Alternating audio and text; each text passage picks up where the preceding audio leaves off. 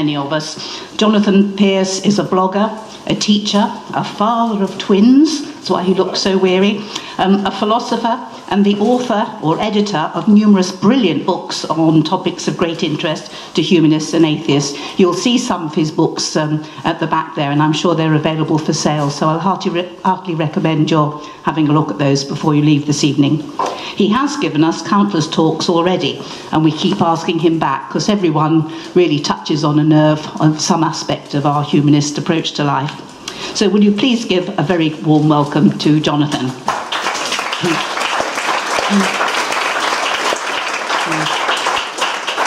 So the other chap talking tonight, I don't know an awful lot about him, but you know, he meddles in the humanist world, and he does this and that for humanism locally. I think it's sort of probably a full-time job now, isn't it? If you see his name cropping up, giving talks to the various different organisations around here, and travelling up to Salisbury and Southampton and Dorchester, and doing an absolutely brilliant job as our chairman. And we have, the committee have actually instructed that he has to keep the chairman until he dies. So I hope that you will keep supporting him and keeping him healthy for us. So the two of them are going to be debating Brexit and democracy tonight, so we may have a few sparks flying by the end of the evening. But sparks are little bits of light and enlightenment, which is a very good thing. So who's going first?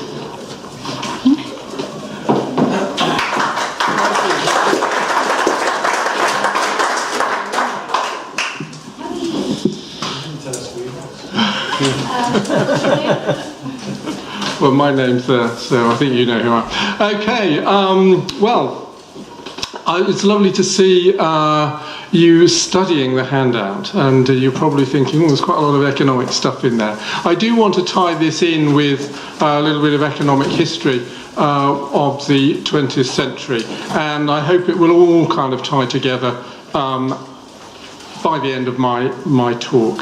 So I'm going to talk for about 20 minutes, and then we'll hand over to Jonathan. Well, I'd like to I just want to make sure this is in the right place for me. If I stand here, is that picking it up okay? Yeah, okay. Well, I'd like to set the scene of my talk with a quotation, first of all, from Wolfgang Schäuble, who was the German Minister of Finance and a member of the Eurogroup, which this is the committee that runs the Euro. And he is or was one of the most powerful finance ministers in Europe. And this is what he said. Elections cannot be allowed to change economic policy. I just want to let the implications of that sink in for a moment. Well, maybe you agree with him, but I think it's one of the most disturbing things I've ever heard, and it goes to the heart of why I think we were right to leave the European Union. So my 3 points, which are slightly polemical, are coming up. Why I believe it was right to vote leave. I believe that we should maintain democratic control over economic policy, unlike the European Union. The European Union is not a democracy. It's a crackpot utopian project that's had its day. Very objective statement there, by the way, but anyway, you can challenge me on all of this later on. And number 3, the EU's economic ideology has caused economic ruin, and this is highly dangerous for the future of Europe. So nothing controversial there at all. Okay, well, let's. The way I'm going to do this is run you through a quick overview of 20th century economic history. So don't worry, I've already been told it's a bit dry, but I hope it won't be too dry. So let's start with the Wall Street crash.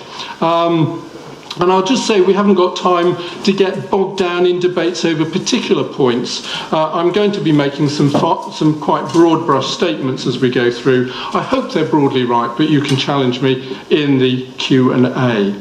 So starting from the Wall Street crash in 1929, broadly speaking, this was caused by exactly the same factors that caused the more recent financial crash in 2008. Unregulated finance and a massive speculative bubble. Herbert Hoover, the United States President, tried to impose a regime of austerity on the US economy, which led to the Great Depression. And Roosevelt took over in 1933, and he tried to sort out the Great Depression with the New Deal, which was a program of infrastructure projects, airports, hospitals, schools, roads, bridges and dams, and financial reforms. And in 1933 it included the enormously important Glass-Steagall Act, which separated commercial banking from speculative banking. And this created an effective firewall between commercial banking and the much more risky and speculative side of banking. The Glass-Steagall Act was repealed in 1999 by Bill Clinton, and this was partly responsible for the 2008 crash. Meanwhile, in Europe, this man was elected Chancellor of Germany. Now, obviously, I'm not going to be able to give a full account of how and why this happened, but let's just say that economic austerity in Germany in the 1920s was partly responsible. In 1936, Keynes published his general theory, which laid the basis for the economic model which would follow the Second World War. And the Second World War effectively or decisively ended the Great Depression because of massive government spending and full employment. And just as a little light relief, here's my mum in the munitions factory in Westover Road. There she is there, and I'll blow her up for you. And they were known as the Glamour Girls. And I'm not quite sure if that looks like a little beauty spot there. It's the sort of thing my mum probably would have done at that age. But I don't think my mum thought too much about, making armaments that were going to kill people. But anyway, she did her bit for the war. So I wanted to pay some tribute to her tonight. Okay, let's move on.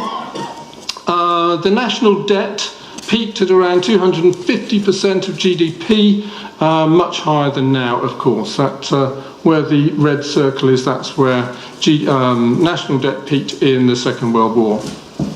Well, just before the end of the war, in 1944, the United Nations convened a conference in Bretton Woods, New Hampshire, to try and create a stable international monetary system. Keynes, on the right-hand side there, was a key player, although he didn't get everything he wanted. The key outcome was that currencies would be pegged to the dollar, which itself would be pegged to gold. So it was a kind of de facto gold standard, money backed by gold. Okay, well, let's fast forward now to the Vietnam War. I can't go into all of the technical details, but the United States was spending so much money on the war and issuing so many dollars that its ability to convert dollars into gold was coming under strain. And in today's values, the war cost about $1 trillion. So in 1971, Nixon suspended gold convertibility, which effectively ended the Bretton Woods system. And this meant that the pound became a free-floating currency. You can see it very clearly on this graph here. This is when the pound was a fixed exchange rate. There was a devaluation there in 1950. There was another devaluation in 1967 when James Callaghan was Chancellor. And then in 1971, you see the pound just starts to float freely on the exchanges. Now, there's a really important point coming up, so pay attention. I think you are all paying attention anyway. Since 1971, the pound has been a fiat currency. Now, what do we mean by the word fiat? Yeah, Angela, I know you said it's a car. You're quite right.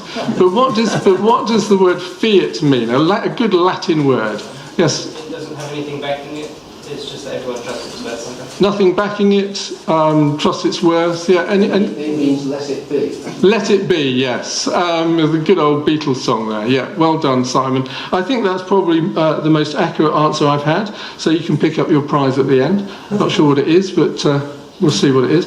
Okay, so it means that the United Kingdom can never run out of money as long as we have our own central bank. So, so there we are, key point, and I'll come back to this, so don't worry about it, because you might think, oh, hang on a minute. That's a controversial point. Oh, I hope you like the picture of the old pound note there. And some of you are old enough to remember that. So, since 1971, the pound has been a fiat currency, and the UK can never run out of money. Okay, I will come back to that. Right. In 1973, oil prices were dramatically increased by the oil-producing countries OPEC, and this stoked inflation around the world. The price of oil quadrupled from $3 to $12 a barrel. And you can see that on the red line there. It's going up from $4 to $10 on there, but it quadrupled basically. So inflation was going through the roof, and this led to union militancy, a miners' strike. I've already spoken to John about this evening, and a miners' strike, 2 general elections, and a new Labour government. So there we are, 1973, oil prices went up. 1974, we had 2 general elections. I remember it well. We had a kind of mock election at school. I was a bit too young at that point to vote. Okay, so then what happened? In March 1976, the pound began to slide against the dollar, and this was a market reaction to left-wing politicians in the Labour government who were trying to resist government spending cuts. How could they possibly do such a thing? But anyway, there we are. There was a market reaction to that. And in September 1976, Jim Callaghan, Prime Minister at the time, announced his conversion to the politics of austerity, with which we've become very familiar. And he said this: you can't spend your way out of a crisis. And you may remember that in December 1976, Dennis Healey applied to the IMF for a loan of nearly $4 billion, and the IMF imposed austerity conditions on Britain, which eventually led to the winter of discontent and the election of Margaret Thatcher. Now there's a key question coming up, so do pay attention again. So here's the question: did Callaghan and Healey really need to go to the International Monetary Fund for a loan and impose austerity on Britain? Well, my answer to that is no, because the UK can never run out of money. They could have continued with government spending and left sterling to find its own level on the currency markets. Well, you may be sceptical about this, but the proof is in something called quantitative easing, which you may have heard of, which has been a money creation scheme practiced by the Bank of England, the Federal Reserve, the European Central Bank, and the Bank of Japan, to the tune of trillions of dollars. I'll go past him for a minute. So there we are. There's a nice bit of Latin for. I always like to throw in a bit of Latin or Greek for your edification. Fiat lucre. Lucrative, lucre, money, let there be money. So Bank of England has created 400 billion of fiat money with QE, Federal Reserve 4.5 trillion, the European Central Bank 2.5 trillion, the Bank of Japan 35 trillion yen. And none of this adds a penny or a cent to the national debt, and none of it has caused consumer price inflation. Okay, still keeping up? Yeah, just about. So, where am I? Well, many economists are now calling for quantitative easing to be redirected into the real economy. And this is sometimes called OMF, which you may not have heard of unless you're a technical economist, overt monetary financing, or more popularly, which you may have heard of, people's QE. It would enable the government to invest in the real economy without adding a penny to the national debt. Many economists, including Steve Keen and Anne Pettifor, are now calling for this kind of approach. And a version of it was proposed in the last Labour manifesto, a national investment bank with £200 billion of fiat money. Some people have a phobic reaction to this because they instantly fear that it would lead to more debt or inflation or even hyperinflation. Well, I'll just respond briefly to this by quoting a few economists. This is Olivier Blanchard, former chief economist at the IMF, and he said this: the government can do something that neither you nor I can do. With the central bank's cooperation, the government can, in effect, finance itself by money creation. This is Brian Lucy, Professor of Finance in Dublin, and he said this: in the past, monetary financing was dismissed by many because of the highly inflationary risk such policy entails. But right now, such risk is close to zero. The effects of QE for people could be closely monitored by central banks and adjusted if necessary. And finally, let's quote a German economist, president of the Deutsche Bundesbank, and he said this, I put it in bold so you don't forget it: central banks can create money out of thin air. Okay, so why did Dennis Healy go to cap in hand to the IMF in 1976? Well, probably the best explanation of this is that Milton Friedman and his monetarist theories have become newly fashionable. This is Milton Friedman, Chicago economist, and his monetarist theory is that you just need to choke off the money supply in order to curb inflation. Well, there's an element of truth in this, but the money supply doesn't cause inflation by itself. You only get inflation when there's too much money relative to the productive capacity of the economy. And this is why we've got inflation in the housing market, because there's too much money chasing too few houses. So the really big and fascinating story here is that Thatcherism began a full 3 years before Thatcher. So the next big historical question is this. Oh, there we are. So I'm saying on there, monetarism caused austerity, which caused the winter of discontent, which led to the election of Margaret Thatcher. So there she is. So the big historical question, which you all came here for to find the answer tonight, what's she got in her handbag? Nothing. Nothing at all. Lead weight. A lead weight? Should have been a gold 45. I know that man at the back, Steve, has just walked in. I'm sure you know what she's got in her handbag, Steve. No, no idea. Apart from a copy of Fiat. Ah, there you are, you see, the man who knows. So this is what she had in her handbag. A book called The Constitution of Liberty by Friedrich Hayek, an Austrian economist who taught at the London School of Economics. And along with Milton Friedman, Hayek was one of the chief architects or priests, if I say priests, of neoliberalism. So from 1979 we get neoliberalism with a vengeance, and I'm going to explain what that is, because it's a word that gets bandied about. We just need to know what we mean by it. You can call it Thatcherism if you like. Neoliberalism in brief is privatisation. You probably remember those privatisations back in the 1980s. Deregulation, especially finance. Globalisation, so manufacturing transferred abroad. Allow unemployment to rise, don't interfere with the market. Clamp down on the unions, which keeps John happy, John Glazer there. And impose austerity and welfare cuts. Well, we're now 40 years into the neoliberal era, so let's have a look at the pros and cons.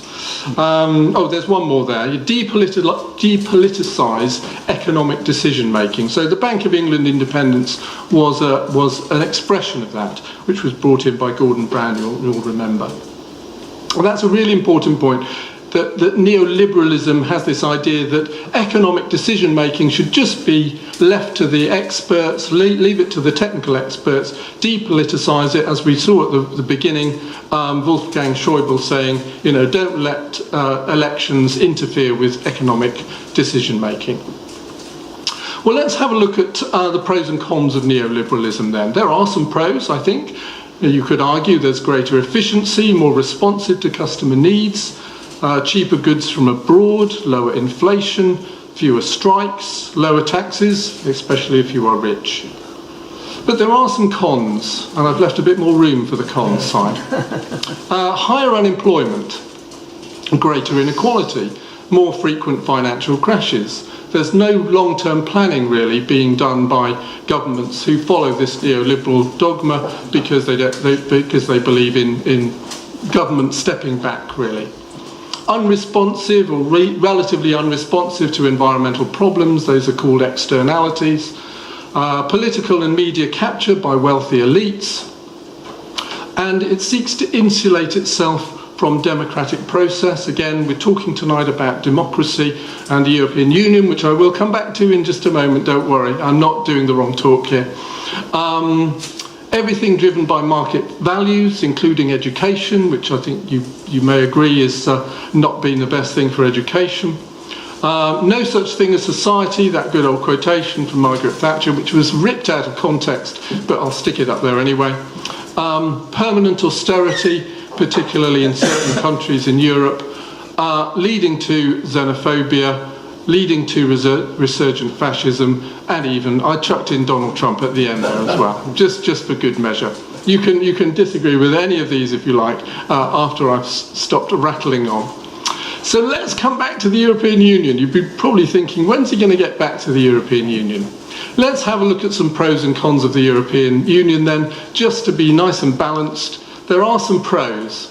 Frictionless trade across borders. I love that phrase, frictionless. Our biggest trading partner, cooperation in many other areas such as science and the environment, power to regulate capitalism and uphold workers' rights. Whether it's actually used or not, I don't know, but they have that power, arguably. And there is some democratic oversight. You know, we do have a European Parliament and a Council of Ministers. But I'm going to now say that there are some cons on the disadvantages side. The European Union is not a democracy. It can't be because it's not a country. It's been trying to become a country for many, many years, decades you could say, but it's not a country, so it can't be a democracy. It is essentially it's a bureaucracy with a little bit of democratic, some people say a democratic veneer.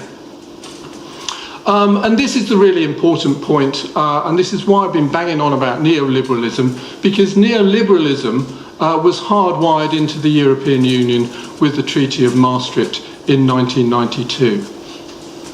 So essentially, it's there. It can't really be changed unless there's unless the treaties are actually ripped up and start again. The euro removes democratic control over national economies and hands it to the European Central Bank. We had a really near miss with this. Tony Blair, I mean, he was on the radio this morning. Tony Blair wanted to take us into the euro.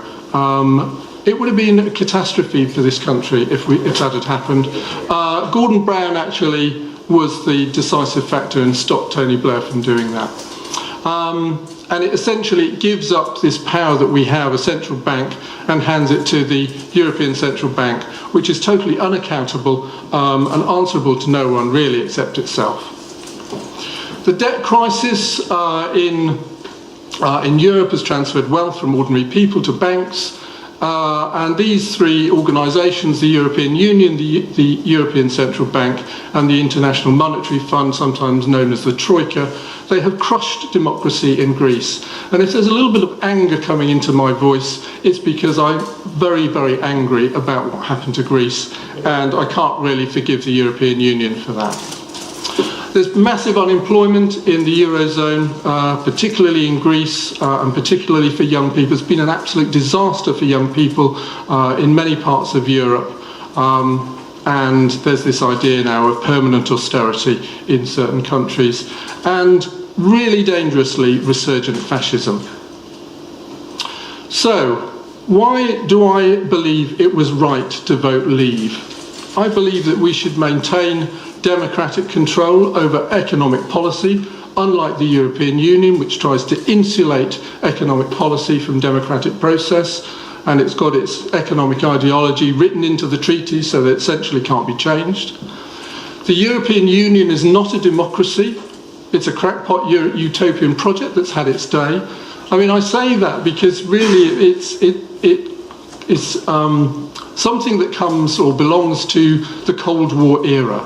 It's a kind of European version of the Soviet Union. Obviously, there are massive differences, but it's the same kind of idea, trying to get 28 countries together. It's utopian, it's crackpot, it will fall apart.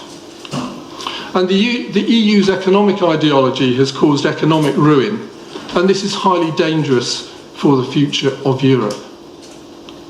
So my conclusion is that the UK can decide democratically to move beyond neoliberalism because we have the ultimate weapon. We have a fiat currency, which means that we can never run out of money. Thank you very much.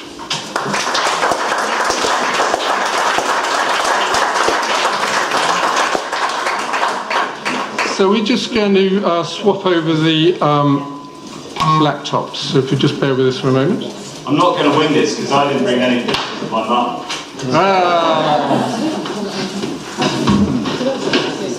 Probably a good thing. Do you want us to use the clicker as well? Or do you want I've got my own clicker, but yours I think will be better, so I'll happily use your clicker. It's on the back, I think. Yeah, that one. There. Yes.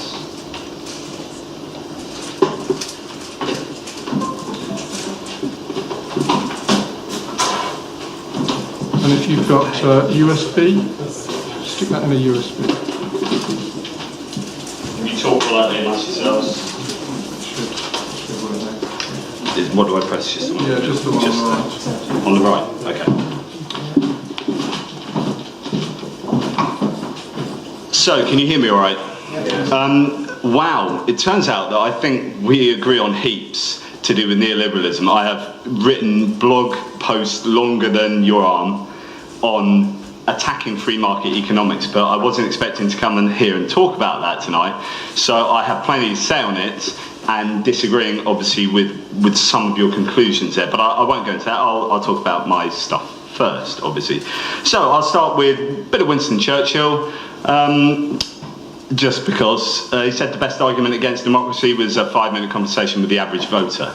And I would agree with that in terms of the EU referendum, I think, but there you go. Has Brexit represented a win for democracy? In short, no.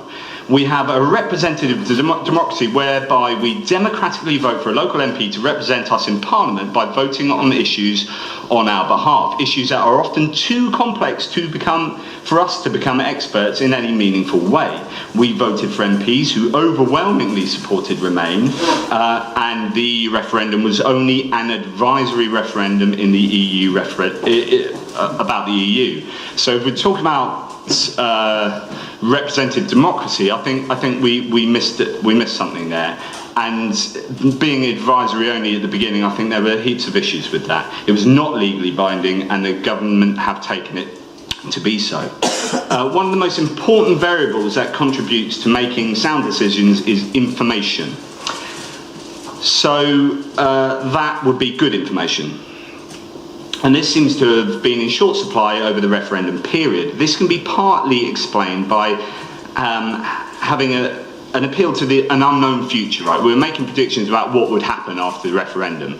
And so everyone's just picking numbers out of their posteriors or going to their own experts. And of course, it becomes very difficult when you're making claims about the future that you don't know. But there was also a large impact of misinformation.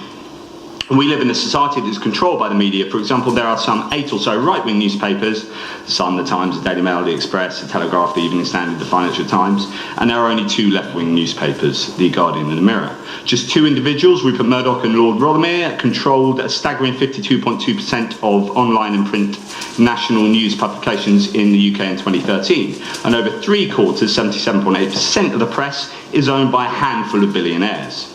If you add up the readership of these right-wing newspapers, they account, and this is just in print, they account for a staggering 69% of national newspaper readership in Britain in 2013. Of course, with the Daily Mail, the News Online, Mail Online being the largest or the most read news outlet online, you know, those figures would swing even more in that favour. The Press Gazette research has found that over the last 28 days of the campaign, around 90 million newspapers were printed with pro-Leave front pages versus only 30 million with pro-Remain. So the impact of the media is huge. It was really controlling the discourse. The founder of fact-checking website Breaking Views claimed that the series of significantly misleading articles misled the British public when they voted to leave the EU. He also claimed that press regulator, the Independent Press Standards Organisation, failed to deal with the misleading stories adequately. He said corrections were insignificant compared with often front-page prominence for the original stories. And he said that most of the 19 complaints that still that he had lodged were not dealt with until after the referendum. You could argue that this is free market economics, right? That these organisations are giving the people what they want. But they prey on fear and the psychology of people at the expense of rational evidence. I know for a fact this happened with my own family. I had very many vociferous arguments and debates. My own father, who's not here, so he can't argue against this. But he came to me at the barbecue and he said, "Oh, this is terrible. We're going to leave the EU. These Albanians, there's this Albanian murderer, you know, blah, blah, blah." And he's referring to his Daily Mail article. So I went away that day and I researched the article. And the article, front page of the Daily Mail, was about this Albanian who'd been in the country 18 years and was a murderer and blah, blah, blah. Of course, Albania isn't part of the Schengen Agreement, not part of the EU. He'd been here 18 years anyway, so it's nothing to do with the EU referendum, and he was an illegal immigrant. So literally every part of that article had nothing to do with the EU debate, but it fed into the psychology of the people reading that to be staunchly anti-EU, and I saw that in my own family. So what should be scary to you all now is that just the other week the government narrowly voted down the second part of the Leveson inquiry. The Sun's headline was "House of Sore Losers, Peers Trying to Muzzle the Press Just Days After MPs Voted Down Second Leveson Inquiry." And that's of course because the Leveson inquiry would have impacted the Sun itself. So they were dead happy about that. And now they're anti the House of Lords, partly because they voted down some Brexit legislation and partly because they voted down a Leveson inquiry. And of course that got voted down in the House of the Commons because the government had done a deal with the DUP through some bribery. So they just got the Leveson inquiry, the second Leveson inquiry voted down. The thing is, it looked to deal with the issues of press power and misinformation and the sort of ethical things that they do or don't do. And the results of the first Leveson inquiry haven't even been properly implemented, largely due to the present government. So, you know, we talk about having a fully functioning democracy, but the information that we're being given to make our own democratic choices are often, you know, really compromised. What I'm trying to say is the EU debate was not one about democracy, but one about who controls and disseminates the information. I would argue that the EU was never a worry for the vast majority of British people until it became a worry because it was artificially generated, and this coincided with issues or perceived issues of immigration. All along, I've argued that the whole thing was better seen as a referendum on immigration. Everything else was what's called post hoc rationalisation, which means you make a decision, so you feel really strongly about immigration. I saw this with my own family. But then you say, right, I need to defend that immigration stance by looking for lots of other arguments. Sovereignty. Suddenly, sovereignty became really important. And this is a real problem because 3 years before that, sovereignty, no one cared about it. No one cared about sovereignty in the EU 3 years before. The EU debate came out in referendum and suddenly a massive thing. And I just find that really strange because if it was a massive thing, it should have been a massive thing 3 years before. Now, I know, so if the public were genuinely interested, in fact, I'm going to show you a slide here. So, what gives me the little red button? In the middle. In the middle. Ooh! So, here we have press sort of bias, or you could argue the press, who their consumers are. So at the moment we're largely blue, very tiny amount of Labour, a bit of Lib Dem, and that's actually mainly UKIP there. So largely supporting the political right. This is really interesting. So the Daily Mirror. So you got two left-wing newspapers, very small readership. Daily Mirror was also the paper with the fewest EU articles, EU referendum articles. And that's largely because they have a very working class readership who weren't particularly interested or they knew would probably vote Leave. The Guardian and the Financial Times, with their small readership, are, from all surveys we know, are basically the most reliable newspapers in print. you can argue that if you want, you won't get very far. These are the least reliable, but they have the highest readership. That's particularly unreliable, but luckily it has a slightly lower readership. And then you have, in the middle. But these are actually going, I would seen the Daily Telegraph go more right-wing over the years, to be honest. But there you go. It's just really interesting, the readership of the right-wing newspapers plus the Financial Times. Now, what's interesting is these two are seen as the most reliable newspapers in Britain, and they were the two Remain newspapers. Which you may laugh, but the surveys show that they are the most reliable. So the stats would show that these are the most reliable. Guardian's won, a good deal of Pulitzer Prize, investigative journalism awards. So here's an analogy. If I was to say to you, you need to vote on X, you know nothing about that X. You're going to vote either A or B on X. One thing you want to know is who else is going to vote A and who's going to vote B. Which newspapers would support A? Would it be the most reliable newspapers or the least reliable newspapers? Would it be the newspapers with the worst reputation or the newspapers with the best reputation? Now, that's not going to tell you truth, right? But it's a guide. It's a guide, and I think it's quite an interesting guide. Up here, most of the messages were negative across the news. Factual, unfortunately, was only sort of 33%. This is interesting. So no one cared about the EU until they cared about the EU. And that coincided with issues about immigration. So immigration kicks up, issues with the EU kick up. So really, in my opinion, it was, and that's not to say there aren't or weren't issues with immigration, right? I'm not saying, oh, immigration is wonderful, it's lovely, we should support it a lot. This is a really complex, nuanced debate. But don't fool yourself by looking for other arguments when really what's driving your arguments are immigration. Don't dress it up. Be honest and say it's immigration. Then we can have a debate on immigration alone. Don't come to me and say it's all about sovereignty. Because if you're worried about sovereignty, right, where were you during the AV referendum? So I campaigned for AV, which is the alternative vote, because our democratic system is, so you're saying the EU's not a great democratic system, it actually has far better voting systems than we do in this country. So if you're worried about the democratic values of the EU, we have first past the post. Now, if you support UKIP, 4 million people voted UKIP, how many MPs did you get? 1. Is that representative democracy? No, because our system's broken. But all the people who voted Leave, all the people I've ever spoken to who voted Leave, voted no for the alternative vote. If they were interested in sovereignty and democratic values, they would have voted, they would be against the House of Lords, they would be against the Queen, and they would be against first past the post as being the worst form of the only countries that have first past the post are Britain and all its ex-colonies. If any new country is made, any new country in the last 50 years that's been created, not one of them has taken out first past the post. So, is the EU broken? Arguably it's less broken than Britain. So, going forward, what do we say about democracy? Well, anyone who... if you want first past the post explained, I can probably do that a bit later in the Q&A, but I'll probably leave that for now, but I will explain it because it's really important.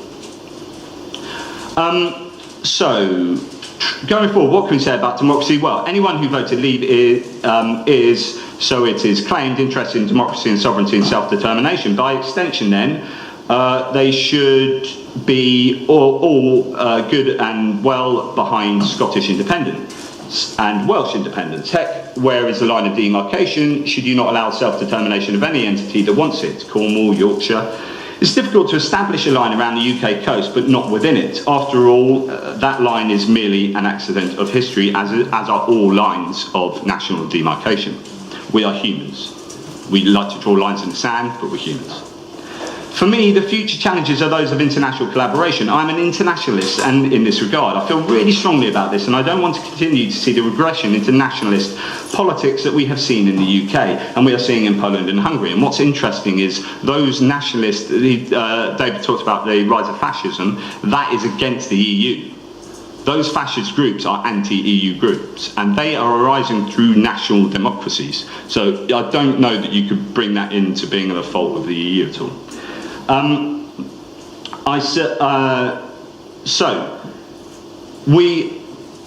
So progressive collaborative politics is being shunned in favour of shrinking back into our tribal domains. We won't solve international problems without working together internationally. I suggest that we expect certain characteristics to be present in the structure of any liberal democracy.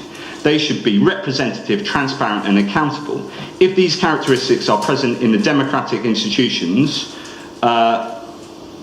they will normally enjoy legitimacy and authority. And I will say that the EU actually has all three. The EU is representative more so than many national parliaments, including Britain's. The European Parliament is made up of MEPs from all 28 member states, each elected using various forms of proportional representation, unlike the House of Commons, which is elected through a widely criticised first-past-the-post system. The European Commission itself is made up of civil servants recruited from the member states, experts in their areas. The Parliament is transparent enough. Commission civil servants have been found to be much more open to inquiries than those working in the British government. What about the claims of democracy from the other side? Well, the remedy mostly lies with national parliaments. It could and should be their job to call their own government ministers over in Brussels to account for what they do in Brussels. But most national parliaments do a very poor job in this regard, the House of Commons being one of these poor performers. So if you're talking about it being undemocratic, we can hold those people to account. We just don't. Another difficulty with ensuring accountability is that in the absence of significant Europe-wide print or broadcast media, it's up to the national press and broadcasters to fill the public in on what goes on in Brussels. And once again, we do a really bad job of that.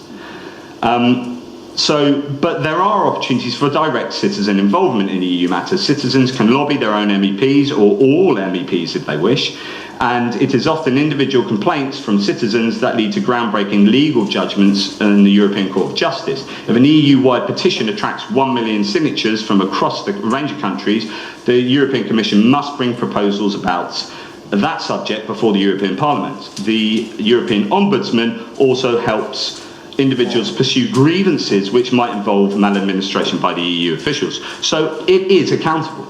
The verdict, clearly the EU structure has defects. It does have defects. I'm not painting it, I don't believe it's perfect, but we would have changed it from within.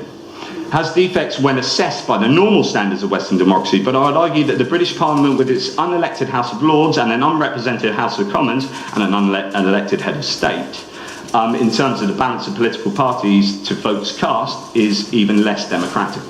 Eurosceptics have a long time questioned the legitimacy of the EU, but that charge is difficult to sustain. Of course, national parliaments have all agreed to pool sovereignty in the EU institutions, but they are entitled to do that and have done so with their eyes wide open. Many even ask their citizens to vote on the decision in a referendum. What's more, national governments, through the Council of Ministers, are still the most powerful collective influence in shaping EU decisions, not the European Parliament. They have the right to raise a yellow card about EU legislation, which can cause the Commission to change it. EU's in the process at the moment of strengthening the ability of national parliaments to call a halt to EU legislation if they object to it. So all in all, the EU is, or at least working to be, a democratic organisation. It has its failings, but national governments have just as many, if not more. And just to finish up, a little bit on neoliberalism. So, with high levels of social protection, state-owned rail companies, nationalised utilities and banks, various price controls and industrial interventions, the European continent does not, on the face of it, look like the neoliberal hellhole of the leftist imagination.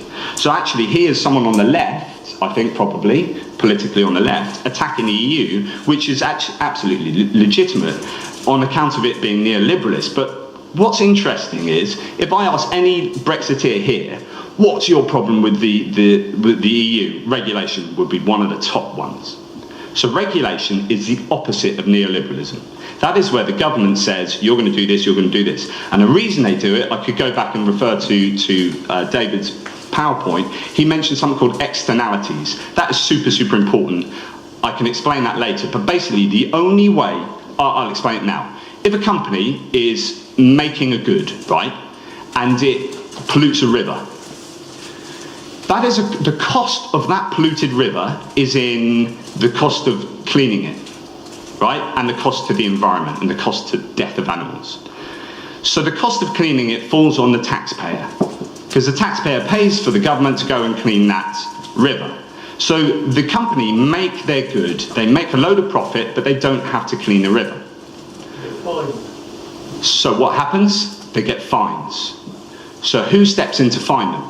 The government. Who does that? Regulation through the government, which is the opposite in neoliberalism, which is let companies do what they want and let the market, it's why it's called free market economics, let the market deal with that. The market cannot deal with what we call negative externalities, health and the environment being the two biggest ones. What the EU does superbly, absolutely superbly, and has done since we've been in it, is regulate for the environment. We had 2 beaches that you could swim on back in the 70s. We now have virtually every beach getting blue flag, or, doing exceptionally well. And the only reason we do is through EU legislation. And a neoliberalist organisation couldn't do that. If it was truly, Van Hayek is a really, really massive free market thinker, or was, he would absolutely turn in his grave to think of the EU being neoliberalist and yet have all that regulation. You can't have your cake and eat it. You can't complain about the EU for having regulation and then complain about it for being neoliberal. Those two are direct contradictions. So I would just bring that up because I think that's super important. So Europe actually seems to be a collection of social democracies and what has been described by economists as a coordinated market economies. So it's like it's a mixture. And that's why there are contradictions in the EU. And that's why there are these issues, because actually it's a mixture of a bit of neoliberalism and the state deciding what you can and can't do. So just to finish, it seems farcical that Brexiteers on the left criticise the EU with all its employment and environmental legislation and seek to go it alone with the World Trade Organization in the open market, where basically, and I will leave you with this example, how do we attract businesses to this country? So if you have a company that wants to set up here, and it wants to maximise its profits, it can set up here and access 70 million people, or it can go to Europe and access 500 million people freely. How do we attract them here? Has anyone got an idea of how we attract that company to come here and not go to Europe? Cheap labour. Cheap labour. Lower tax. No regulation. Health and safety. Environment. Do what you like to it. The only way, and this is happening in farming as well, so we'll have to deregulate farming, which means we'll start polluting land, because we will have to compete with Europe to make our goods look more attractive. And the only way you do that is to make our goods cheaper, or the production of the goods cheaper. And the only way you do that is lowering tax, lowering regulation, health and safety, environment. This is exactly what I argued when we had a panel debate before. And this is what is happening. It's literally what's happening. You don't have, our companies do not have the choice but to do that, because they cannot compete on a global scale with multinationals who are accessing 500 million people. Anyway, I have loads more to say about loads of his points, but that will come as we move on. Thank you very much for listening. I even have more pretty pictures, but whatever.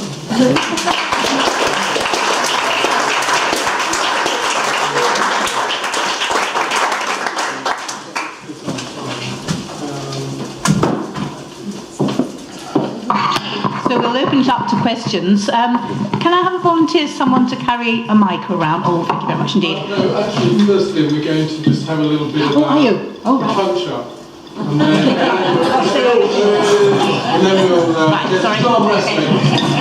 And then we'll bring in someone else. Right. Oh, this is working nicely, isn't it? Now, Jonathan, do you want to go back to that mic, or do you want to have the yellow mic? Or do you... Oh, is this one working? Well, either or, but I'll happily stand here. Okay. It's no problem. Okay.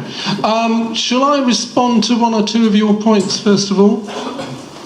I mean, there are loads of points I'd like to respond to, but that's going to take too long, so we've only got 10 minutes. I really would like to pick up on Certainly this idea that you were putting forward that the European Union is less broken democratically than the UK. In some ways. In some respects, okay. And you were saying that the European Parliament is more representative because you're making quite a big thing of proportional representation, etc., etc. And you said it is a democratic organisation, yeah? It has democratic systems. Yeah, okay. It depends how you define these things. Okay. Well, I would just counter that by saying, yeah, in some respects it has some elements of democracy, and you're right to say you could say it's a democratic organisation. However, the European Union is not a democracy because it is not a country. I mean, it is essentially it is a supranational bureaucracy, and there is nothing that the people of Europe can do to get rid of it or change its direction or boot out the Commission or anything like that. So it is not a democracy, and that was my key point. And whatever you say about the UK democracy and the PR in the European Parliament doesn't change that basic point. I don't know if you want to come back on that. Well, I think it does change that basic point, because I think if you're attacking another institution for being, and this is potentially what's called the two cock-crate fallacy, but if you're attacking another institution for not having these values, and then saying we're going to retreat to our own national mechanisms and systems, but those have arguably less democratic values in the systems that you use than the one you're attacking, then I think you've got a bit of a problem. I think that's a very good point. I think that's a very poor point, because the UK is a democracy. Okay, yeah, we've got a hereditary monarchy, we've got House of Lords and all the rest of it. We've got the first past the post, but we can boot out the executive whenever we want to. Every 5 years we can get rid of them and we can change direction. But we can vote out our MEPs. Yes. But that does not change anything about the European Union. But it does. They are part of the decision-making process. I don't think you can just blithely say that changes nothing, because actually the decision-making process is, yes, there are different organisations, but one of them is the group of MEPs. Now, if you're voting out certain MEPs, so you have collectives of similar-minded MEPs in Europe who will join groups who will then try and influence decisions. Because if I vote for a Lib Dem MEP, I would expect those Lib Dem values to be taken to Europe and spread in the decisions that my MEP is making. Right? So I don't see how that is completely not democratic. There's an element of democracy there, but we're probably not going to agree on this unless we do the arm wrestling test. But I don't think that doesn't change the basic direction of the European Union, because the European Union is run by treaties, and it's going in one direction. I mean, it's stalled. You could say it's stalled now. The Commission basically comes up with all the ideas. It's as if we had the civil service in charge here, and the House of Commons just does a little bit of tinkering. I'll tell you what, I work in education, and if you had educationalists in charge of our education system, it would be a bloody sight better than having our politicians in charge of it. So that's hands up, big up the civil servants, because actually, I probably agree with you on that. Yeah, it's experts doing things in every. I think which country is it? One of the European countries is Holland. I think the Netherlands. I think when they vote for their parliament, when they vote in the general elections, they get their parliament in charge, and then the parliament chooses ministers for.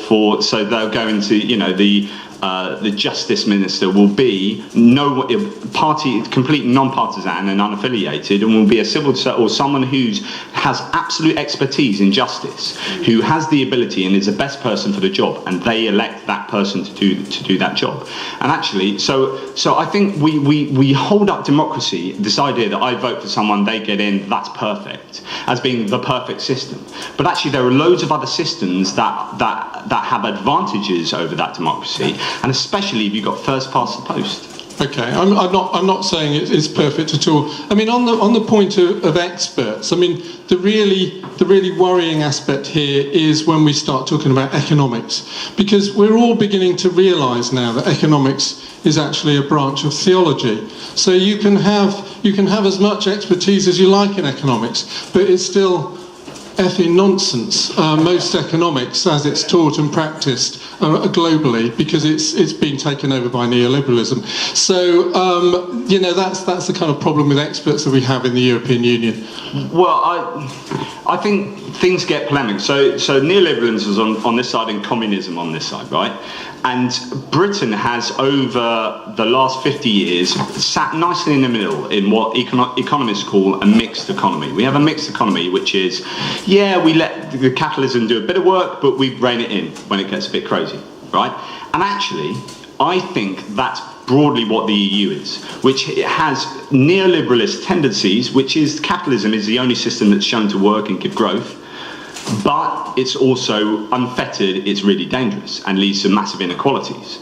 So you need to have the ideas of capitalism working to drive the economies, but then you need to rein it in when necessary. And I think the EU does an excellent job of reining in a lot of those overtly neoliberalist tendencies. Now, there will be people in the EU who are overtly neoliberalist, and there will be people who are on the other side of that, because it's made up of elected officials who hold those positions.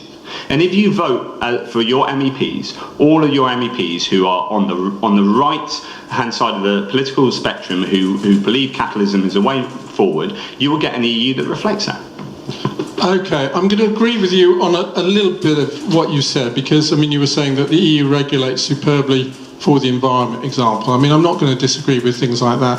And you were saying that that's kind of an argument against the EU being neoliberal. I agree, that the European Union is not pure neoliberalism, because, yeah, obviously it's regulating, and I think I can go along with that. I'm wondering if we can, because we're short of time in our little sort of tete-a-tete here, Jonathan, if I can move on to one or two other areas. I mean, you said in your speech that I'm an internationalist and that we need to work together.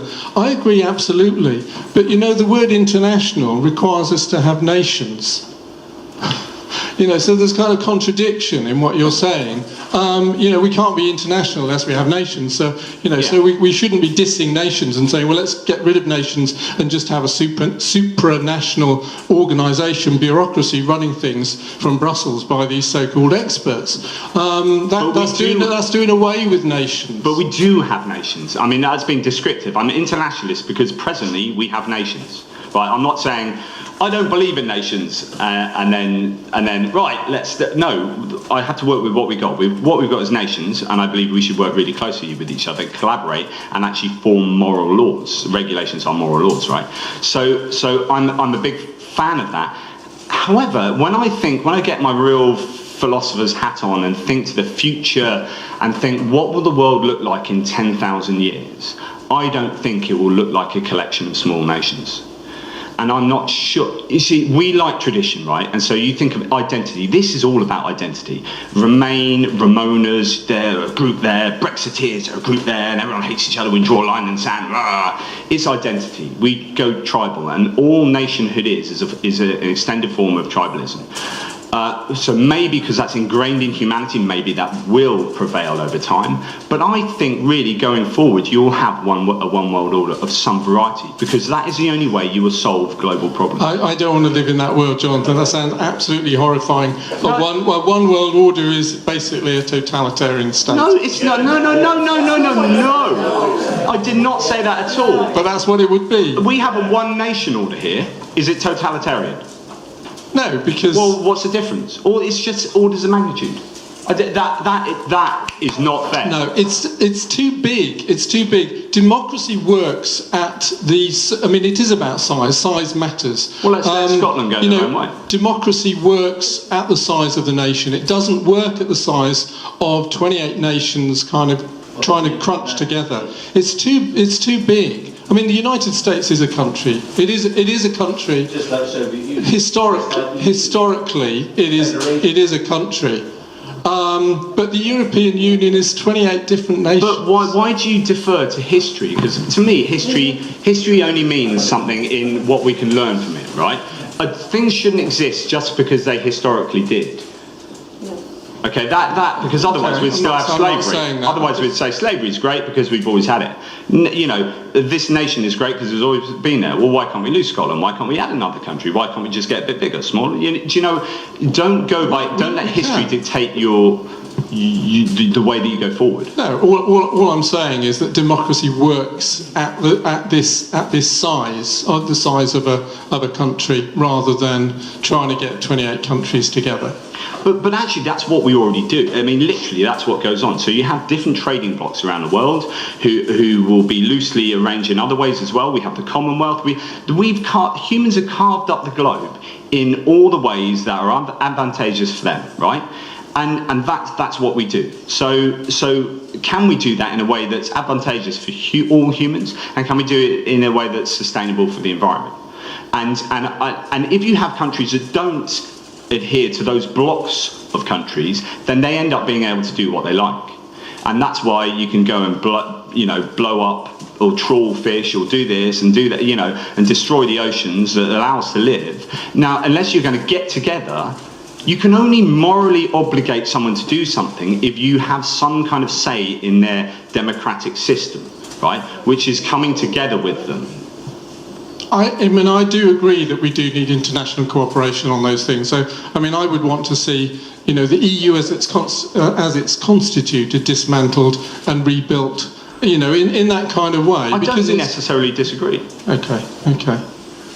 I mean, I think we want to talk about, we can talk about immigration, we can talk about newspapers, but I'm wondering, Lynn, if we ought to bring the audience in rather than us going hammer and tongs. Okay, so we'll open it up, but I'll point out who can ask a question. You can only talk when you've got the mic, so we won't have any sort of argy-bargy going on. And because he's closest, if you'd like, Paul, we have your question. Take the mic. Thank you. I think you tend to overlook the fact that if you look at the principle, I say I live in a big house. There are 28 neighbours all in their houses down the road. Okay, chaps, we're all going to move into my house and live happily together.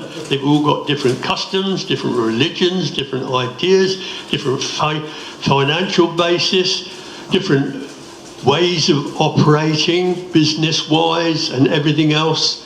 And I think it's a crackpot idea. And I can't see how it could possibly work. So that's broadly about immigration, I take it. A movement of people. I don't disagree necessarily. I think freedom of movement is problematic, especially when you have established borders, and there is a tension there. And humans and outsiders, we aren't very good with outsiders. On the other end of the spectrum, moving is the basic human rights, and all animals and all humans have moved over time.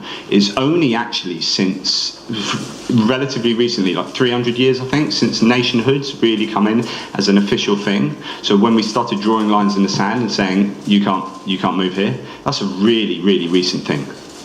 Actually, over the majority of human history, you could move and do that, and people did. And do you know what? Our nation that you say, I don't want people to move in our house. The thing is, your house, you moved into it. Your ancestors. No. If we all moved in, sure. And absolutely. So I think there are pragmatic things that do need to be done about immigration, or would need to be done if we had free movement of people around Europe, unconstrained. However, we've had free movement of people in this country, and we are who we are, right? Vikings, Saxons, Danes, Angles, whatever. But so we have had that historically, and saying no, we can't now is interesting, and it goes against what's gone before. But pragmatically, I think I would agree that actually you can't just ignore that loads of people had an issue with immigration. You can't do that. We need to do something about it. I'd like to come in, because I mean this is a key point here about immigration. You said, Jonathan, that the referendum was really about immigration. And I think for a lot of people it was. That probably was what swung the vote. But what worries me about the way in which this is put across, not by you this evening, but by some people, is the idea that this was all basically about racism and xenophobia. And I don't think it was about racism and xenophobia, although that to some degree there's it's kind of stimulated the ugly side of that. But I do think that, and it's probably agreeing with you, that I would say free movement of people has caused massive problems for working class people. And I don't, and I do have sympathy with communities whereby, they see people coming in by the 100,000 and taking our jobs, that kind of rhetoric. But I do think that controlled immigration is the right way forward. Free movement of people is absolutely crazy, and that's what's caused so much trouble in the European Union, and that's what's driving. My claim is that it is driving xenophobia and fascism and right-wing fascism. I think it's really dangerous. Okay, a couple of things. In the short term, it's driving that, but of course, after 50,000, 100,000 years, of course, that won't be a case. Like no longer. That's a ludicrous argument. No longer do I rail against those pesky Vikings, right? No, it's actually they're in me. But that's a ludicrous extrapolation. No, it's not. It's because it's talking about teething problems of large immigration. Yes, you will have that, but just for 50,000 years. Sorry? Just for 50,000 years. We'd just wait 50,000 years and it all pan out. Okay, shall we move on to another point now? Perhaps if you'd like to take Lynn's taking control, well done. Yes, right. Enough. Yeah, okay. Sorry, just on that point there, in 2004 the EU did come out with a directive which allowed governments to control immigration. So we have absolute power of our immigration. It's just that consecutive governments have decided not to implement it. So the power has always been in the hands of ourselves. So we have had sovereignty there. Just I wanted to make that point. Just on the other point where you're saying we can't hold the EU to account, obviously aware that we elect our MEPs, and we have Theresa May sitting on the Council of the EU Council. So my point is, if we're not happy with the EU, potentially we're not happy with our MEPs and the person sitting on the council who represents us. Are you suggesting that maybe they haven't done a good enough job at EU level? Because they are sitting there representing us. I acknowledge that there is some democratic input into the European Union, exactly by what you've said, MEPs and Council of Ministers. But I just have to keep reiterating the point like a parrot, really. The European Union is not a democracy.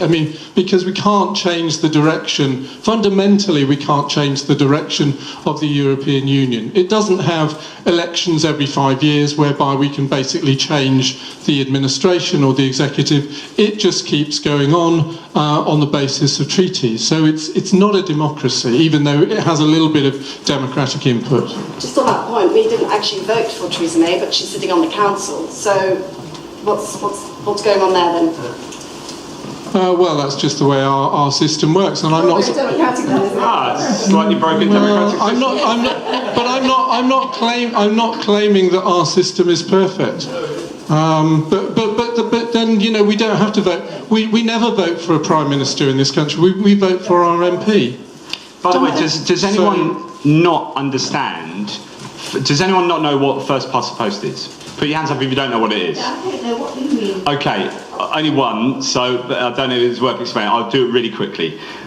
So if you had an election here now for this constituency in this room, right, and you had 40% of people voted for David, 30% voted for that gentleman in orange, and 20% voted for me, right? He gets in, your 20% of votes that go for me aren't worth anything. So next constituency, same party as me, 20% only, don't get in. Next constituency, 20%, don't get in.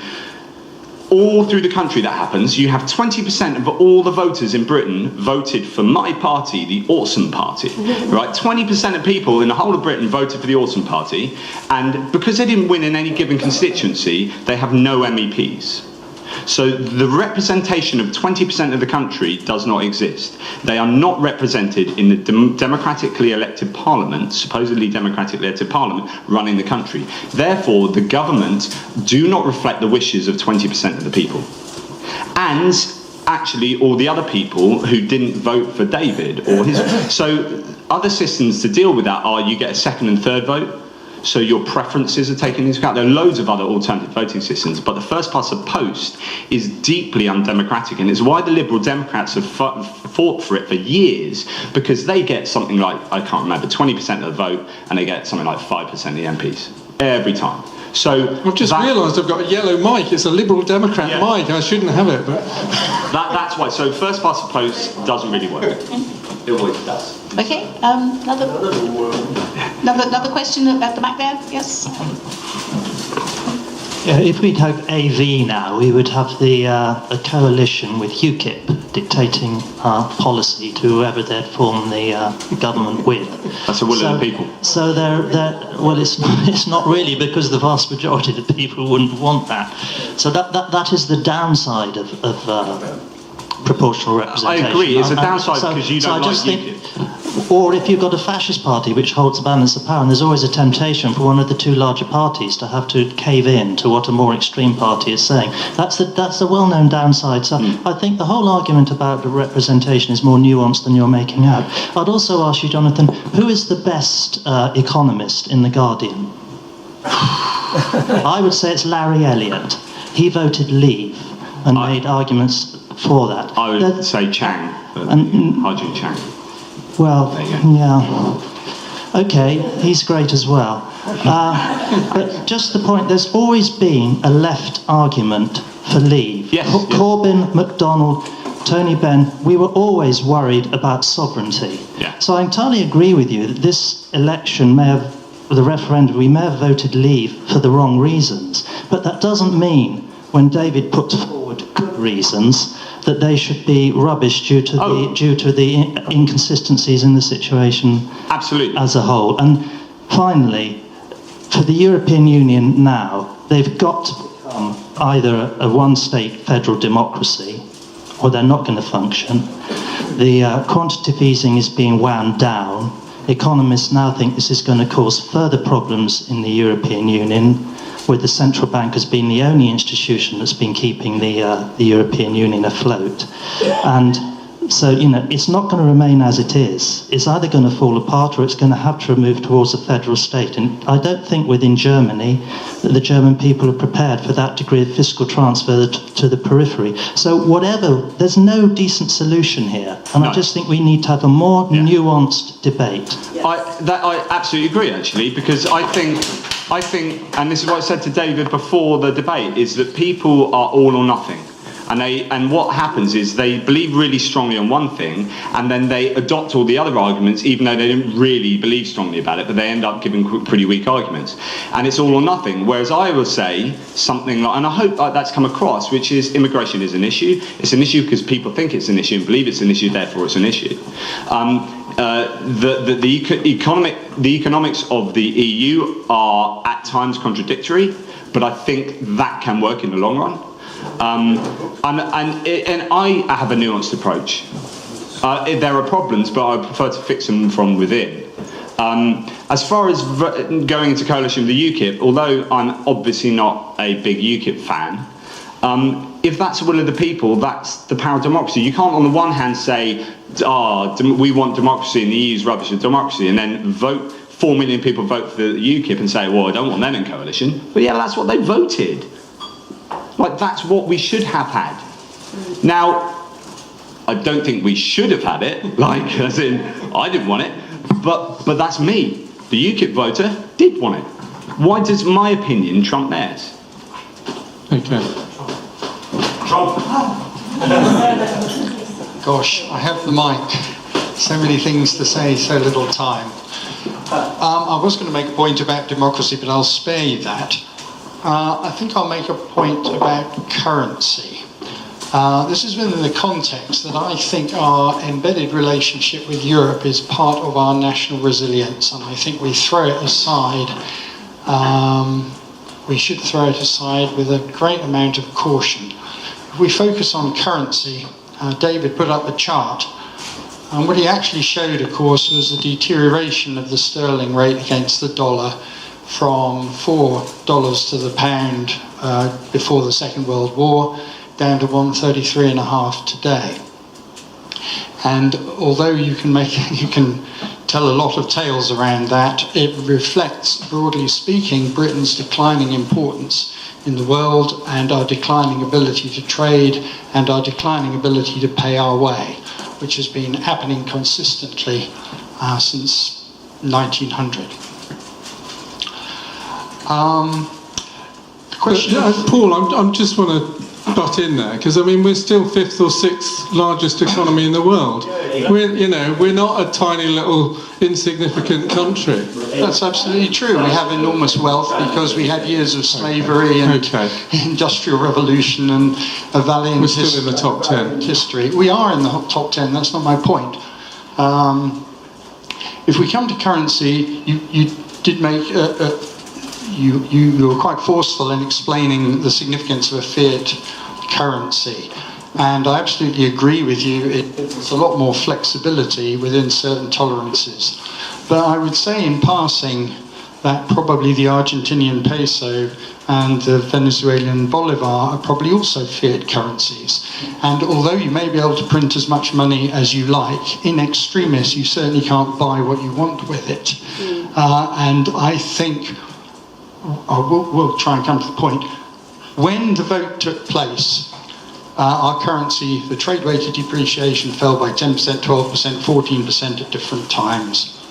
And for the first full year... Are you talking about post-Brexit? Yes. Okay. And the first full year that was in effect, it cost our economy 50 to 60 billion pounds, and that manifested in 3% inflation, and that made all of us with money assets in this country worse off. And what I would say to you is we have been warned. Well, I mean, I know that Steve wants to come in on that, on sterling depreciation. I mean, I'll just say briefly that I'm with Steve on this, that, sterling needs to go down a lot further so that we can have competitive manufacturing. Absolutely. He raised the debate we had. Okay, well... Can I add to that as well, that Mark Carney's just come out and said we're also 40 billion pounds worse off in GDP, costing each family £900. So actually, we are being warned, and things are. I mean, I think Brexit loses the economic argument. I don't think that's that. I think that's a given. So I think for Brexiteers to try the economic argument, well, it depends how you see economics, right? If you see economic growth, we are going to be hit big time economically. So I think it's better off going down other routes. Well, I mean, we haven't got all night to challenge that claim, but I would just challenge that claim, because that's just it's just a statement that you've made.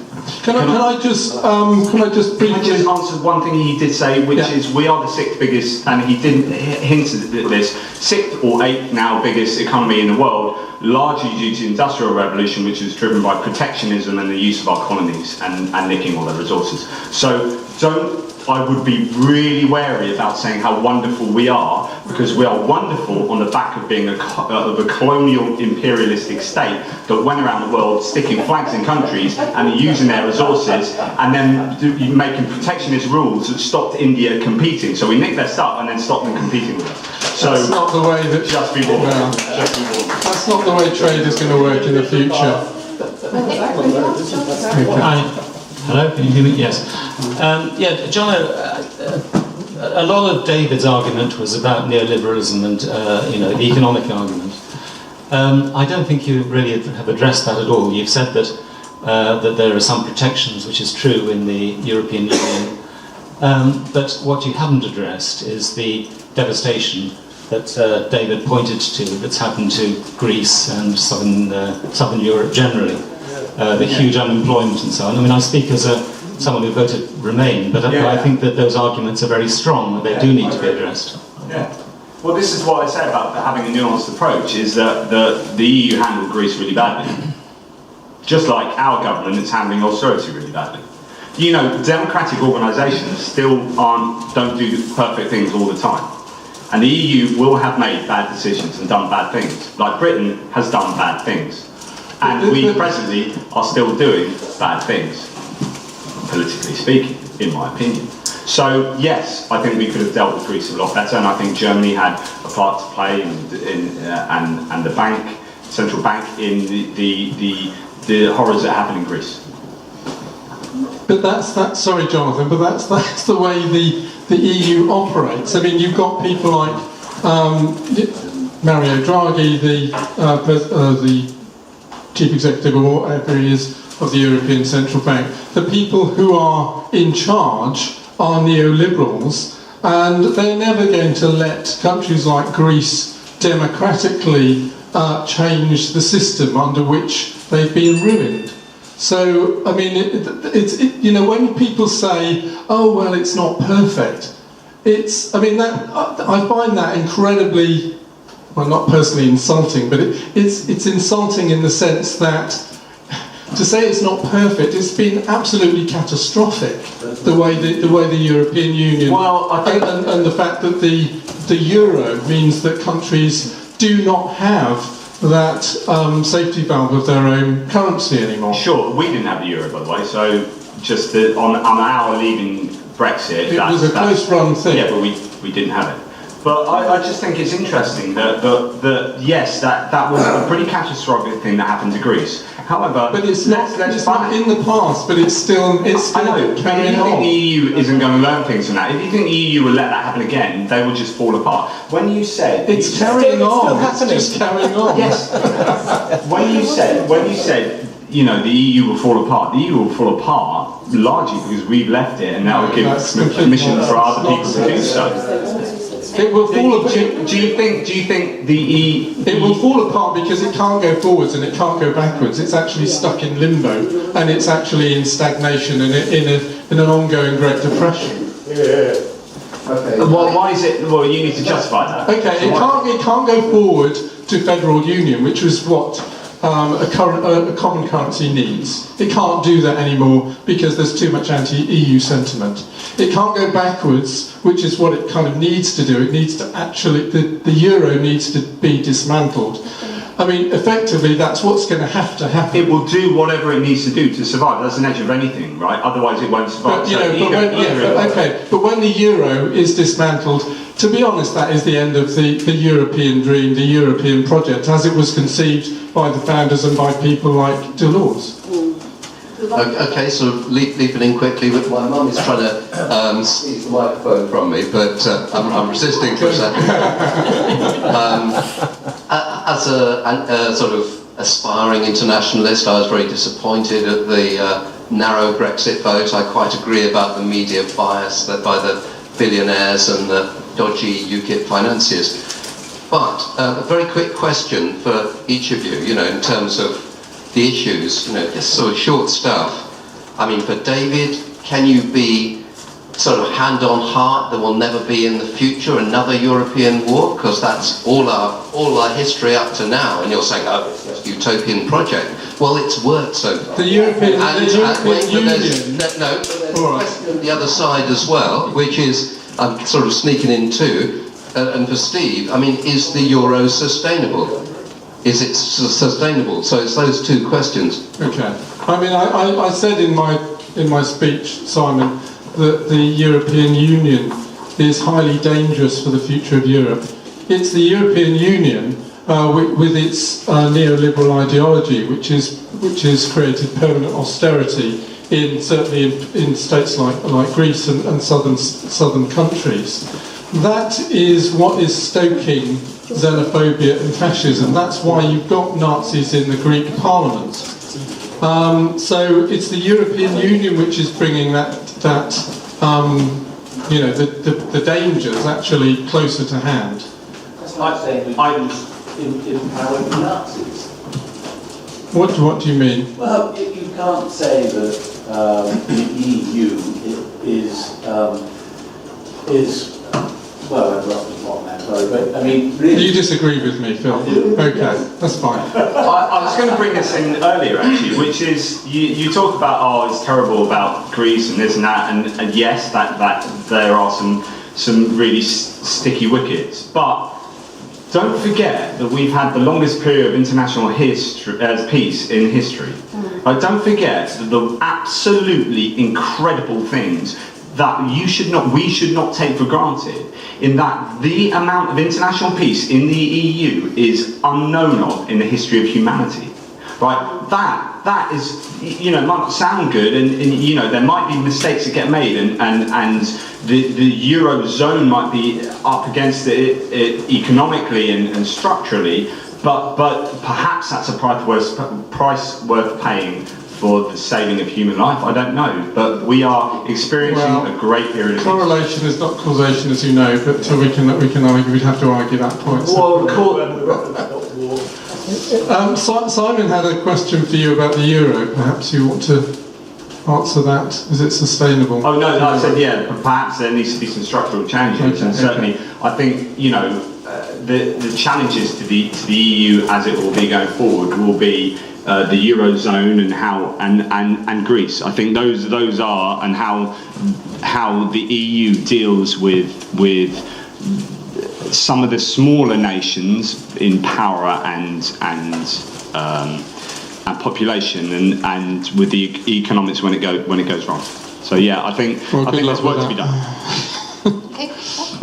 So the referendum ended with quite a close result, with only a 1.8% victory for Leave, and the Vote Leave team thanked Cambridge Analytica for their help in using data mining to find out which potential voters would be on the fence. They don't really know which way to vote because they're uninformed, or they don't care, and which people would be most likely to be swayed by an advert telling them to vote Leave. So they got to spend their budget on only advertising to people that had quite a high chance of being converted. And they broke funding rules.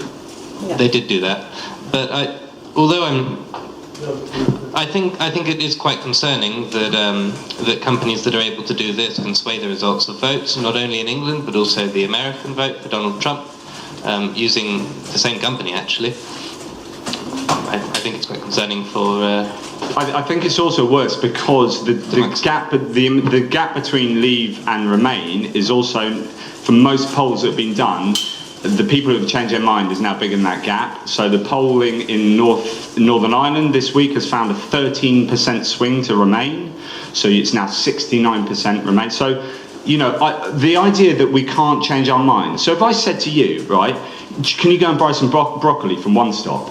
You say, you got two choices. You can either walk to One Stop or you can drive to One Stop. And I say, it's a nice sunny day, blah, blah, and I sell you this, and you go, yeah, I'm going to walk to One Stop. And then I say, oh, thanks for that decision. By the way, I didn't tell you because we didn't know at the time, but now we know that you've got an 80% chance of being mugged when you walk to One Stop. You go, but unfortunately you've made your choice now, so off you go.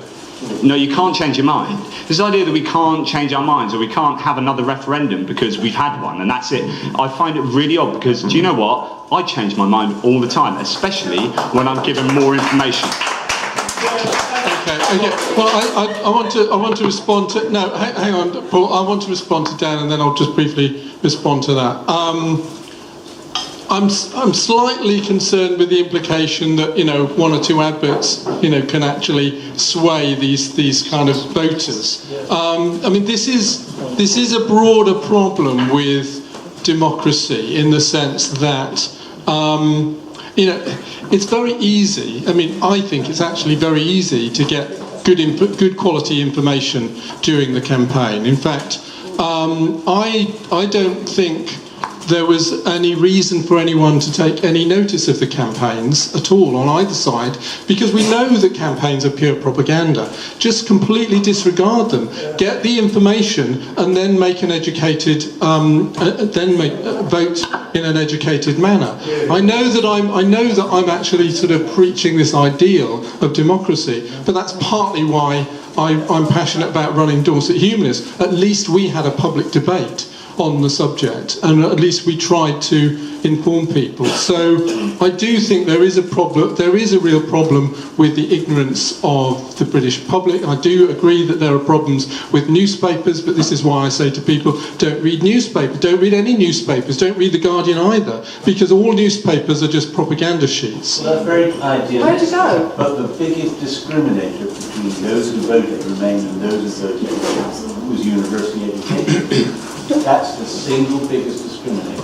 And your point is what, Phil? That they're not able to make the vast majority. I mean, by definition, 50% of the population you're going to meet have an IQ of less than. But if it just comes down to that one thing, that those let's say those ignorant people, if they only understand one thing, which is the effect that free movement of people has had on devastating their communities and their economies, I think that's a legitimate reason. I would agree. And that predates the campaign by decades, or years at least, anyway. Yes, but more than 50. Can we have the mic? Mic only. Sorry? Can we have the mic rule? The mic rule. Okay, yeah. Okay. Yes, come on, Chair. Yes, mic rule. Yeah. Nothing to do with democracy. I've got the mic. Yeah. Don't worry. So, Hi, Jonathan. I got a sort of concern with the sort of claim that anything that's happened since we've joined the EU, such as the peace within Europe or feces-free beaches throughout the country, can all be put down to the European as a cause. Steven Pinker's said in quite a few books, sort of quite demonstrably, how every nation on earth has seen a massive reduction in inter-nation violence, and some of them have got no connection to Europe at all. If we took the thought experiment, if we weren't part of, let's say Europe hadn't happened as a project, could you genuinely say that we would be at war now within Europe? We just the point is we can't you can't say that we wouldn't be, but you can't put peace down to European laws, and many nations on earth are also been bringing in much greater environmental control that aren't part of the Europe since the 70s, and their beaches are clearer as well. So it's fallacious to do the correlation and the cause. Well, actually, I disagree there, because we literally were polluting stuff. We had smog. We were not putting in legislation, and the EU came along and we enacted them. Hang on, but what's even more so.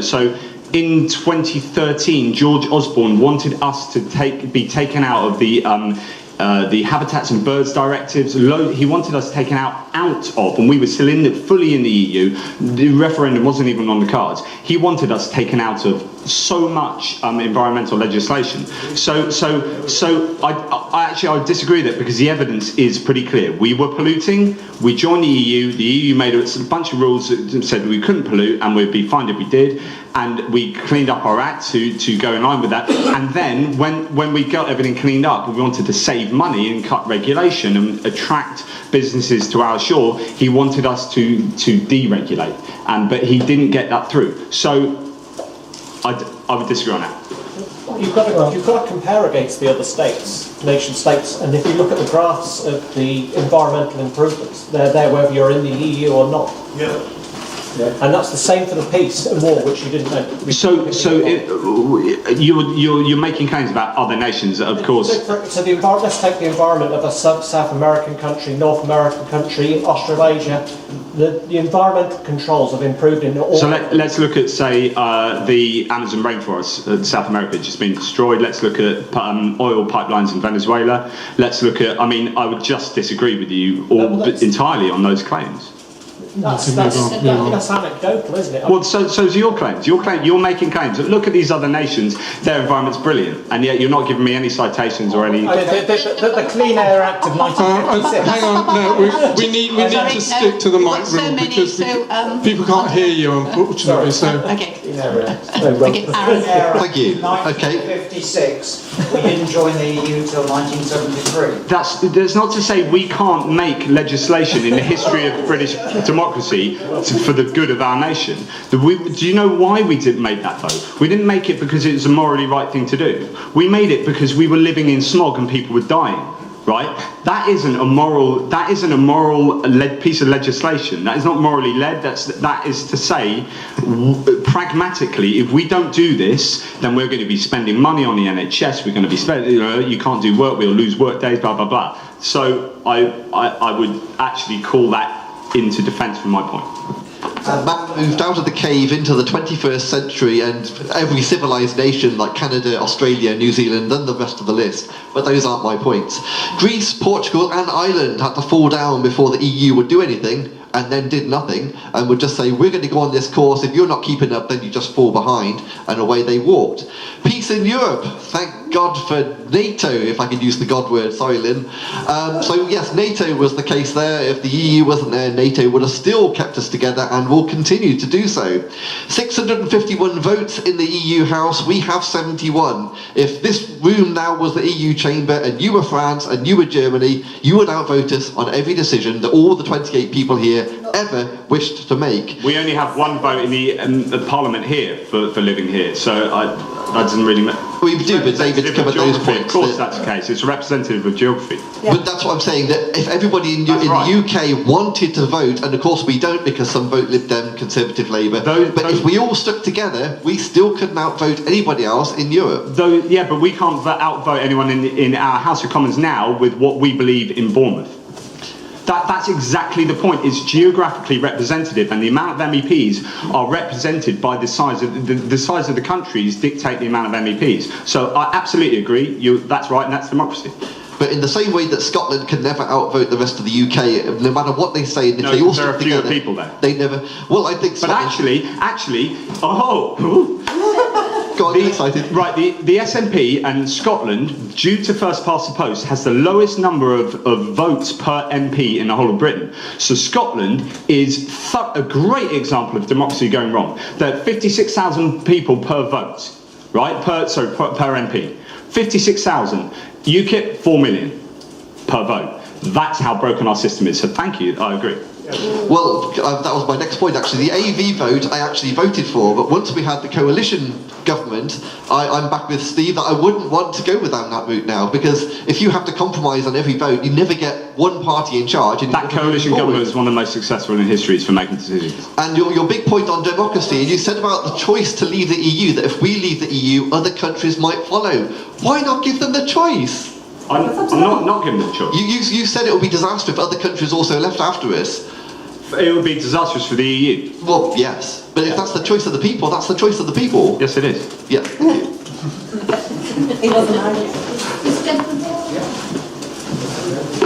On a personal note, in 1975, I married a lady called the EEC. And with many marriages, people change over time. I filed for divorce because this lady became the EU. And I filed for divorce 2 years ago. And I really think we should just get on with it. And I think that's a real issue that nobody under 50 actually quite understands. We were conned. Can I just agree with you there, because this referendum is long overdue. I mean, we should have had it soon after the 1992 Maastricht Treaty, because that's when the EEC, as you said, changed into a quasi-state, and. You know, people say, oh, we shouldn't have referendums. Yes, we should have referendums based on national destiny, especially when the arguments cut across parties and cut through parties. That's why we have referendums. They should be used sparingly. But the first referendum, I was too young to vote. I remember it in 1975. I was pro-EU at the time. My mum was saying, "Oh no, we shouldn't go into Europe," and she was sort of pro-Enoch Powell, blah blah blah. We were saying, "Oh no, we ought to go into Europe." So I was pro-Europe at the time, but I was too young to vote. It's taken until I'm nearly 60 years old to have my once-in-a-lifetime vote on the European Union. I'm very grateful. Whatever the circumstances of that were in the Conservative Party and why David Cameron decided to agree on a referendum, whatever the circumstances were, I'm very, very grateful from a democratic point of view that I've had a once-in-a-lifetime chance to vote on this subject or this topic of national destiny. And you're right that it's long overdue. If we had another one, you'd have two tunes. Well, we can't. Yeah, okay. I mean, I'll just briefly. All the joy. I'll just briefly answer that, and I mean, I could say, oh no, we can't have another one because it might go the other way. But I would only say that when we have these really fundamental, I don't think it was handled well. I mean, they do it much better in Switzerland because they have referendums all the time and their electorate is much better informed. It was very poorly handled. I do agree with that. But we can't keep having them. It was put to the British people. This is your choice, in or out. They didn't say, oh well, let's have a vote in 2016, see how it goes. Maybe we'll have a few more. Pick the best of three, something like that. You can't do it on that basis. Why not? If it was set out to be advisory, it's too disruptive. It's disruptive enough. It was set out to be advisory. We made a vote. A large amount of people, by their own admission, did it as a protest vote and didn't know. I researched a lot about the EU. I was in a debate here. I still don't think I knew or know enough about the EU to make a properly informed decision about whether to be in or out, right? But we've had 40 years to think about it. Yeah, but it's so complex. I've also got 40 years to live my life and learn about other things. I know. The point being is that if I'm then introduced to more information, as an individual or as an electorate, which I think is happening, what happened is we were asked in or out of the EU. So if I said, exactly as this gentleman, go to one stop by walking or by car, right? That's it. If that's your option, in or out, then we're in. What if I then said, well, if you vote in, this will happen, this will happen, this will happen, or if you vote out, this will happen, this will happen, this will happen. That changes my decision. But because we weren't given that, and that wasn't part of the question, and we weren't given a vision of what out would be, I think the whole idea of the referendum was broken. I think it was not only poorly managed from a macro scale, but the question and the way it was framed was really, really simplistic, which meant that the answers, the vote became really simplistic. We made a decision. Yeah, I mean, you've got a football team. Paul. This is a good point, because if the matches are friendly, then I play them again, right? I would play them because it's a friendly. I manage a football team. I can play a friendly as many times as I like because it doesn't really mean much. It's informing me of how good my team is and what I need to do in order to affect the future of my team. So that's a friendly. That is what this was. It was an advisory referendum. If I then go to a league match or a cup final and I say, this is it, right? If you lose this, you get the cup, or you don't get the cup, and if you win it, you get the cup, then fair enough. That's fine. That's a proper football match. But if it's advisory... Yeah. Can I do... I mean, so many points I could make. I just want to make the point that an advisory referendum is actually a contradiction in terms. You either have a referendum or you don't. I don't necessarily disagree. Well, don't call it an advisory referendum. Well, because it was to advise the representatives of the feelings. It shouldn't have been called that. Okay, can I move on because we're sort of running out of time? So just a few more. It's obviously very easy to sort of rubbish what's currently happening and how awful it is. But the question is the alternative any better? And how will Brexit benefit you and us? Can you? I'm not sure we got time. No, but that's a question not to be avoided, isn't it? Okay. How will we be better off outside of the EU? Okay. Low tax haven. Food prices will go down immediately as soon as we come out of the customs union, because the customs union is a protectionist area. It's basically a protectionist zone. Can you explain that? I would also say that small and medium-sized businesses will thrive because they won't have to abide by all of the EU regulations which are inappropriate to those businesses. I'm not arguing. No, hang on. I'm not arguing against all regulation. I'm saying that the EU shouldn't impose all of this regulation on all companies. So our small businesses will thrive.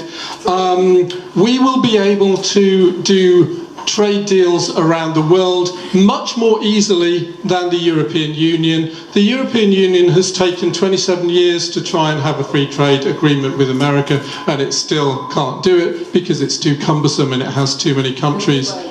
And we will be able to conclude free trade deals very easily on our own. So I've just given you three answers to that question.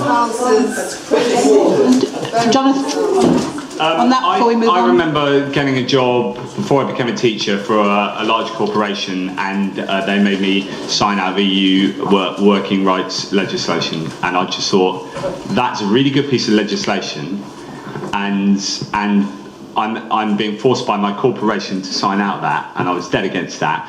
And that's us allowing loopholes in legislation, but it means that my working rights were being downgraded. Now, if we came out of the EU, we wouldn't have that at all. And it's interesting that Aaron said about Canada and Australia in terms of environment. I don't think you realise that Canada and Australia have terrible environmental histories. They are. Australia per head of capita is one of the worst polluters in the world, and Canada under Harper for the last two election cycles before Trudeau was absolutely I've got goosebumps, was absolutely terrible for the environment, destroying pipelines, oil, CO2, so it's really interesting when you pick certain countries as if I know about those things, but most people would just take, that's a really good point. Yeah, what about those countries? Because they don't have to adhere to framework legislation, can do what the hell they like. And what happens when countries do what they like? They go to attract businesses. How do they attract businesses? They lower regulation, they lower cost of labour, they lower employment rights. And what happens in Australia and Canada is a great example of countries not having to abide by a moral framework.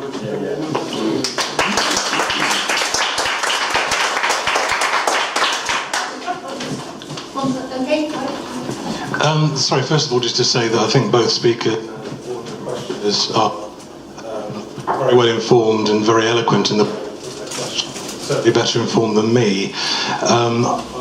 Just really wanted to take an issue with something that both of you alluded to, one of which was Jonathan's comment about from Churchill. Do you want to give me your mic? So one of which is the comment about speaking to the British electorate by Churchill, and the other was about David's point about researching in the press and so on before the actual referendum. I think an awfully large percentage of the people who voted for exiting got all their information from the side of a bus. Well, again, is this on? Is this working? Yeah, okay. Shall I'll just respond quickly to that, Mike. I mean, I still come back to this idea that, in a democracy, all voters, all citizens do have a duty to inform themselves as well as possible, but I would also say that the British people have had a long time to think about this. It wasn't just the campaigns what done it. We've been promised. Tony Blair promised a referendum on the European Union. Years before we actually had one.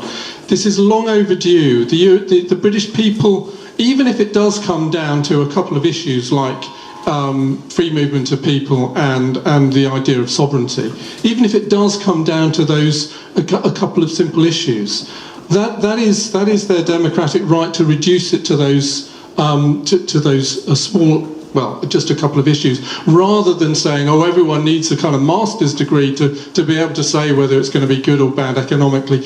The economists don't know whether it's going to be good or bad economically. There's loads of different views on that.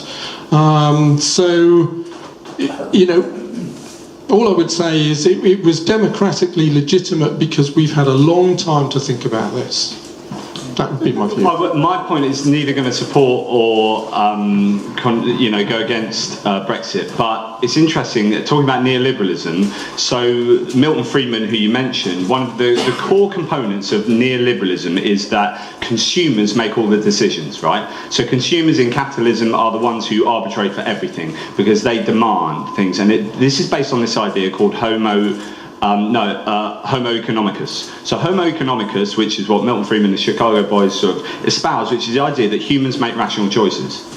Now, people like Daniel Kahneman came along and won a Nobel Prize for economics for showing that humans really don't make rational decisions. In fact, our decisions are very bad very often, and we post hoc rationalise, and we do this and do, those terms, post hoc rationalisation, I mean, that's the core stuff of Daniel Kahneman. So when it comes to things like this, we will make decisions based on emotion, and then we'll post hoc rationalise rational reasons afterwards. But really, what's driving our decisions is emotion, which you can tell when David says something that people like here, they clap him, because it's like he's reinforcing my opinion. When I say something you guys like, you clap me. And all this is, we become tribal, and all this is just psychology. And who best would be able to manipulate psychology? When you're talking about keeping a status quo, that's quite difficult to argue for. So Remain had it quite difficult. Leave could play on fear. They could play on a Braveheart. We could be free, we could be great, and this could all be wonderful. And I think it was an easy win really for Leave, and I think it was a really difficult task for Remain, especially when you take into account psychology. But Remain was based on fear as well. Yes, and that's absolutely true. So they're based on economic fear. Yeah. Which, interestingly, appears because people claim that they blew it all out of proportion, and we haven't left yet, right? So the economic doom and gloom could well happen still, and in fact, according to Mark Carney and our movement of our economy and the sluggishness that we have, appears to be happening. Okay, well, I think we really must stop it there because we've gone over time as well. But it is very much indeed.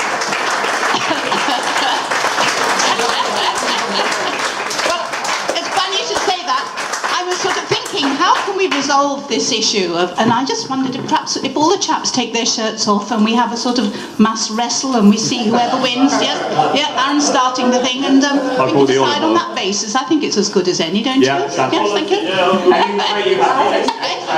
Yes, thank you. Yes, Are you suggesting that the ladies well, we can just watch. We can watch.